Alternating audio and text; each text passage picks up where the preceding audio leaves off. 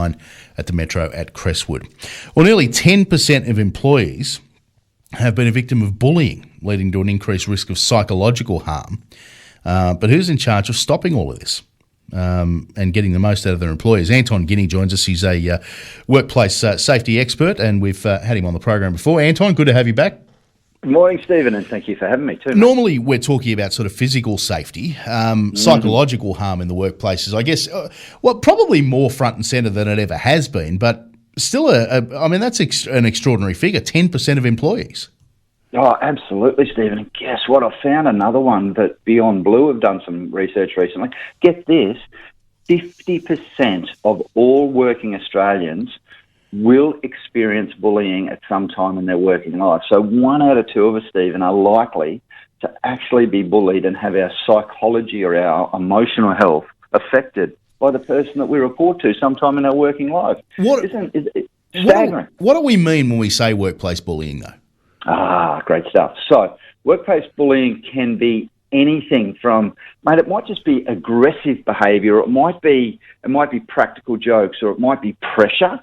So you imagine being treated abusively, for example. There are leaders out there who are actually just abusive. There are leaders out there, even just an abrupt nature. So there's aggression, abuse, or abrupt, if you wanted to sum it up into 3 words. But, you know, there's unreasonable work demands, there's not listening to employees is even a form of bullying, because employees that aren't heard are hurt because they're not valued, and all of a sudden that affects their confidence and their ability to contribute and their willingness to contribute. So, look, mate, it's a big topic, and leaders really have to be careful how they treat other people, because especially now with the Great Resignation, what we also now know is the main reason that people are leaving organisations in the Great Resignation is because of a toxic work culture. And I guess toxic work culture is broad, but the big thing in a toxic work culture will be the way that leaders inappropriately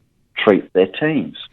And it's not just happening at the coalface, so to speak. I mean, there's been some fairly high-profile CEOs that have actually been moved on because of this.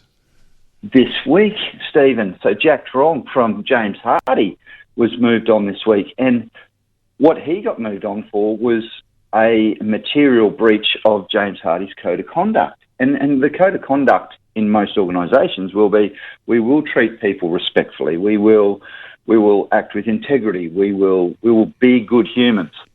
And what they said with Jack was that they actually coached this particular human, and they've tried over time to change his management style, and he wasn't able to. So imagine that. Imagine a leader now, and this is one of the challenges that we've got in corporate Australia, Stephen, is that we've got leaders that to date have not been pulled up on their behaviour, and that they've been, I suppose, let get away with it, I suppose is the right word, and all of a sudden over time that's probably got worse and worse, and it's become okay and it's become normalised.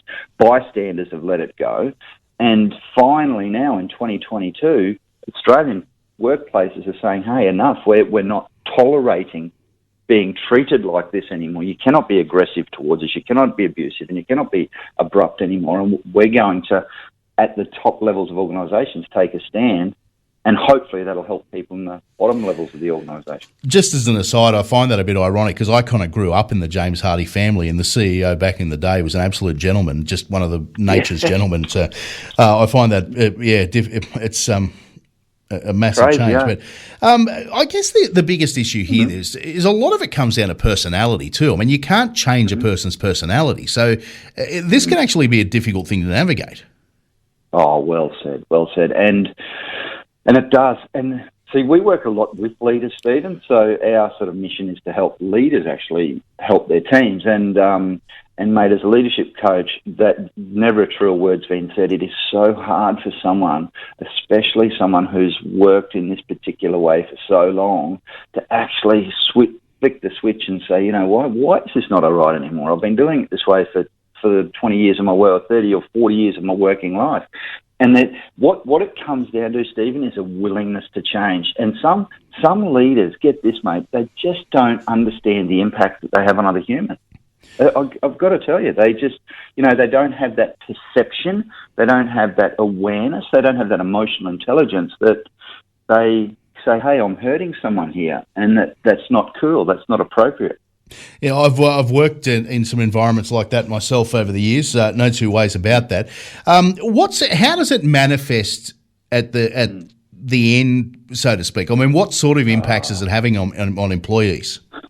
Mate, top question. And some I guess psychologists and org psychs will tell you that workplace bullying is the thing, even worse than sexual harassment, would you believe, for what we call chronic effects. So chronic effects are long-term effects that things like PTSD that, in 10 years, 20 years, 30 years' time, people are still affected with anxiety, with depression, with these major psychological impacts from the way that leaders are treating them. So if I ask your listeners, Stephen, if we did a straw poll and said to them, hey, tell me about the time, and can you remember the time a leader said something to you that was really inappropriate, or a leader, really hurt you by the way they did something that wasn't. And I'm not talking good management here, because, some people mix up strong leadership with bullying, but most of us can remember a leader that said something that was maybe offensive. And most of us have dealt with that and moved on because it wasn't that bad. But when this is continuous, when it goes on for a period of time, it can stay with us for forever.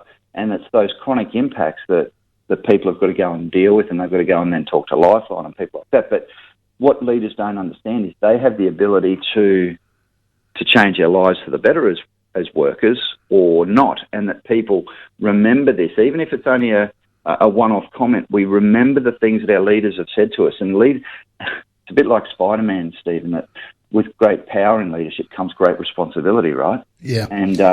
And we can really be impacted by what our leaders say.